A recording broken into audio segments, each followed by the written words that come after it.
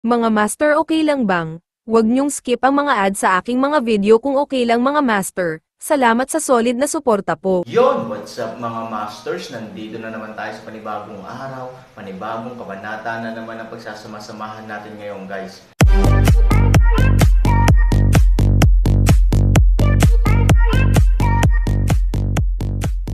Bali mga masters, kung bago ka pa lang po sa aking YouTube channel, please click the subscribe button, lalong-lalo na po yung notification bell guys, para maging connected pa rin tayo sa isa't isa at maging updated kayo sa mga susunod ko pang video.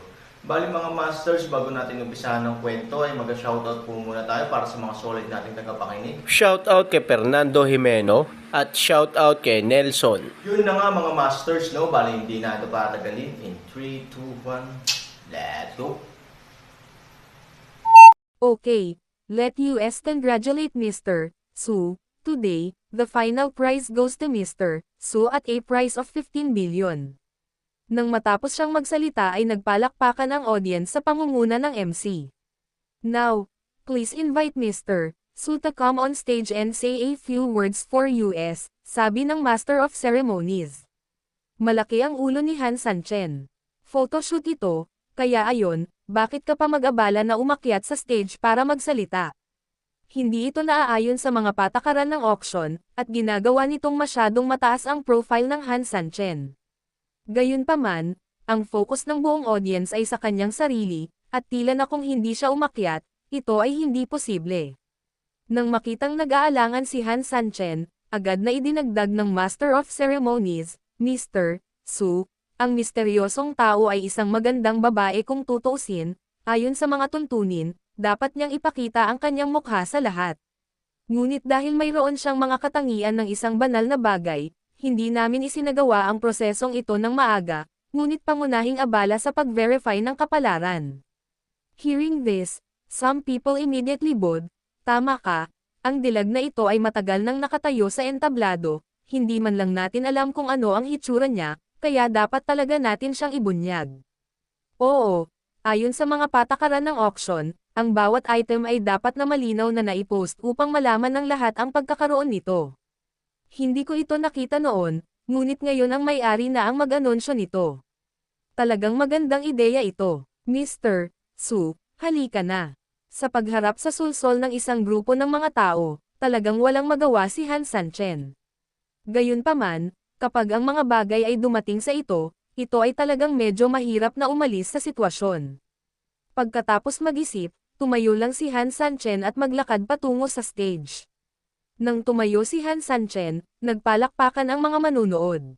Sa gitna ng mga palakpakan, dahan-daang bumaba ng stage si Han Sanchen.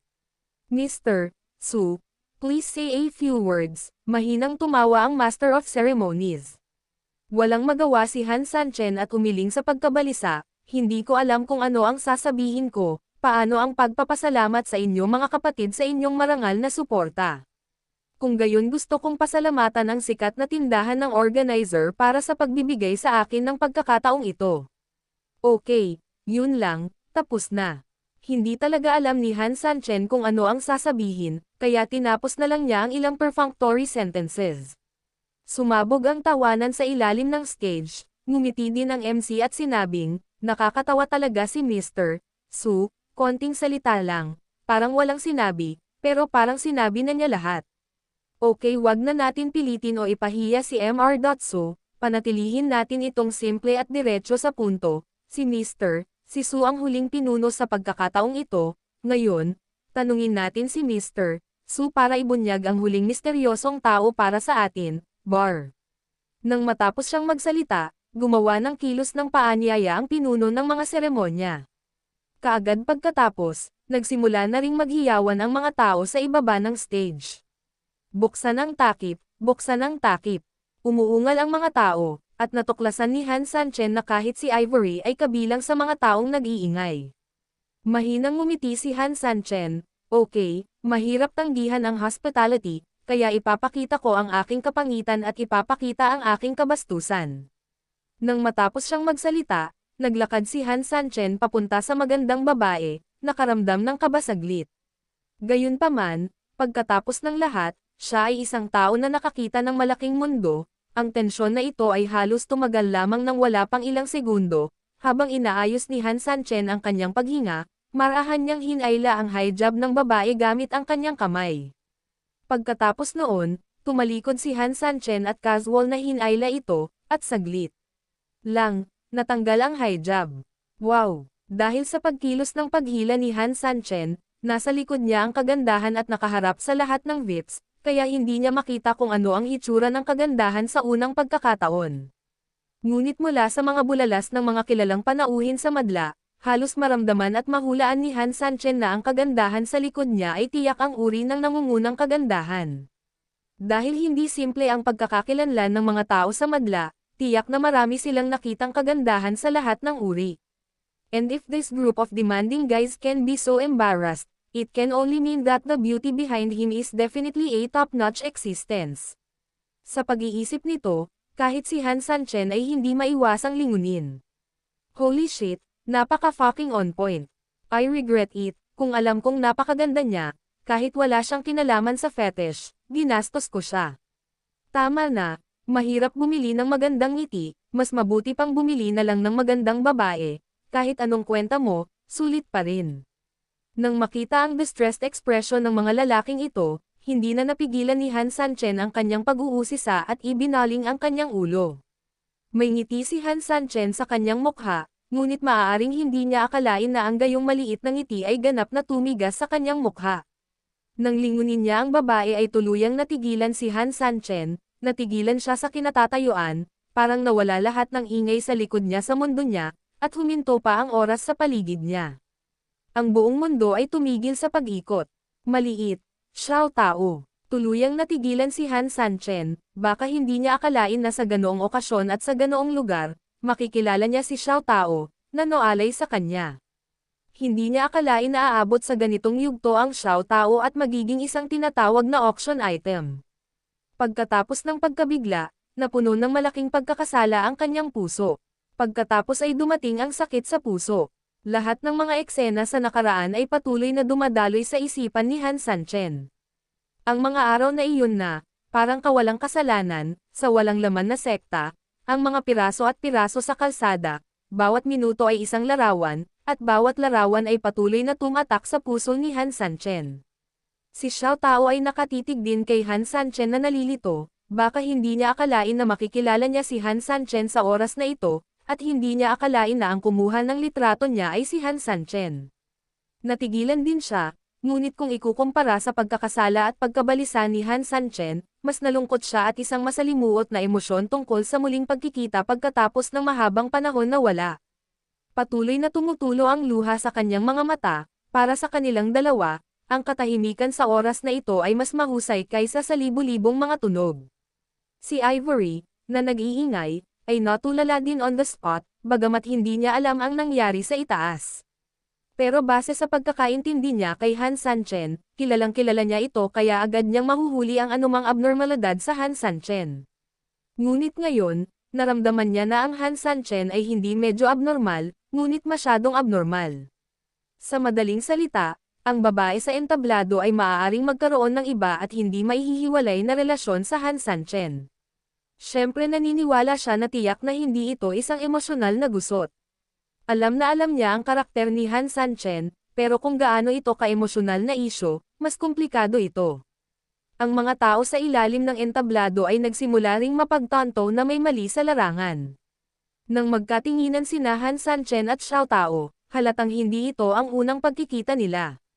Oo, napakaganda ng Xiao Tao, at gwapo rin si Han Sanchen. Kahit na mag-love at first sight ang dalawang tao, hindi naman ito exaggeration. Diba, sa makatuwid, dapat mayroong isang halimaw kapag nagkamali. Anong nangyayari? Parang kilala ni Mr. Su yung babae sa stage. Oo nga at mukhang kilala din ng babae si Mr. Su. Batay sa aking maraming mga taon ng karanasan sa emosyonal na larangan, ang dalawang taong ito ay hindi lamang magkakilala, ngunit tiyak na mayroon silang medyo matatag na relasyon noon. Indeed, look at that woman crying. Under what circumstances would a woman crying immediately after seeing a man? That can only mean that they had some feelings for each other. Lola, Ngayon ko lang naisip na lugi ako dahil hindi ako nagpakuha ng litrato ng ganoong kagandang babae. Ngayon ay parang kahit na ginawa ko, hindi ito maaaring maging isang magandang bagay. Kalokohan, kung ninakaw mo ang matandang kakilala ni Mr. Su, hindi ba ibig sabihin sinasampal mo si Mr. Su sa mukha? Si Jo Yung at ang barkada niya ay lahat ng mabubuting kapatid ni Mr. Su. Pag na-offend mo si Mr. Su, ito ay katulad ng pag-offend sa taong iyon, walang magandang bunga sa isang grupo ng mga tao sa hinaharap. Oo, may mga dilag talaga kung makukuha mo, pero may mga dilag na nakatadhana na may mga tinak, kung hinawakan mo, hindi mo alam kung paano sila mamamatay. Tama ka, tama ka. Okay everyone, stop talking here, we have this time, we might as well watch the show here. Tama, nagsimula na ang emosyonal na eksenang ito. Kung wala pa tayong kinukunan, ay treto na lang natin ito bilang isang libreng palabas. Oo, tumigil ka na sa pagsasalita, tumigil ka na sa pagsasalita. Isang grupo ng mga tao ang labis na na-curious kung kaya't isang mapangahas na eksena ang naganap sa venue, at ang buong buhay na venue ay ganap na natahimik. Lahat ay nakatingin sa entablado, tahimik na naghihintay sa susunod na eksena ng napakagandang palabas na ito. Kahit si Ivory ay nakatingin sa stage with all her concentration. Xiao Tao, bakit ikaw, bakit ka nandito? Simula nang umalis sina Xiao Tao at Chu Fang, hindi na sila nakita ni Han Sanchen sa loob ng maraming taon. Bagamat nagkaroon ng maikling interaksyon at komunikasyon ang dalawa dahil sa palakol ni Pangon na umaalingaw-ngaw sa gitna. Ngunit sa anumang kaso, hindi pa nakikita ni Han Sanchen ang Xiao Tao mula noon, at walang ideya tungkol sa kasalukuyang sitwasyon ng Xiao Tao. Sa huling tawag, naramdaman ni Han Sanchen na may mali sa Xiao Tao, pero hindi niya siguro akalain na haantong sa ganito ang Xiao Tao. 3,000, walang malay na gustong sumigaw si Xiao Tao, ngunit bago pa man masabi ito ni Han Sanchen, tila nagmuni-muni siya, Kuya Su. Panipi, bagaman hindi alam ni Xiao Tao kung bakit pinalitan ni Han Sanchen ang pangalan, matalinong tao si Xiao Tao, kaya agad niyang naramdaman na maaaring may layunin at dahilan kung bakit biglang tinawag si Han Sanchen na Mr. Su. Tsaka ito ay lupain ng mga demonyo, kaya ang pagtawag kay Han Sanchen na Mr. Su kahit papaano ay nagbigay daan sa kanya upang matukoy ang isang bagay na bahagyang mali at ang posibilidad ng pagpapalit ng kanyang pangalan ay ang Zia, o kaya agad na tumugon ang iyong pangalan, tao, pinsan. Tanong ni Han Sanchen. Medyo nagalit pero medyo nag-aalala din. Natural galit na ganito si Xiao Tao ngayon pero hindi niya nakita yung pinsan niya na si Chu Fang na inilayo siya in the first place. Ang alala din wala si Chu Fang sa mga oras na ito, may mangyayari ba sa kanya? He got I don't know now, naaagrabyado. Si Han Sanchen, anong nangyari? Tumingin si Xiao Tao kay Han Sanchen na tumutulo ang mga luha sa kanyang mukha. Sa una, pilit akong dinala ng aking pinsan mula sa orihinal na ruta at dinala ako hanggang sa Hilaga, maya-maya, pansamantala kaming tumira sa gilid ng lupain ng demonyo. Maraming beses ko nang gustong bumalik, para hanapin ka, pero sinabi sa akin ng pinsan ko sa bawat oras na baka patay ka na, at ang paglalakbay ay napakalayo mula sa gitnang kapatagan. Ilang beses akong naglakad at nakatagpo ng panganib sa daan. Mabuti na lang at dumating ang pinsan ko ng ilang beses at iniligtas ako. Sa isa sa mga pagkakataong ito, ang aking pinsan ay malubhang nasugatan. Mula noon, kahit na ang pagnanais ni Xiao Tao na mahanap si Han Sanchen ay napakalakas, hindi na siya naglakas loob na lumabas ng mag-isa at subukang hanapin si Han Sanchen. Pagkatapos ng lahat, alam niya na kung gagawin niya ito, hindi niya ito mahahanap. Nakonsensya, pansamantalang napigilan niya ang kanyang pagnanais na mahanap si Han Sanchen. Lumipas ang ilang buwan sa ganitong sitwasyon. Nagsimula ang pinsan ko ng maliit na negosyo, at medyo nakayanan namin, ngunit hindi nagtagal ang mga mapayapang araw.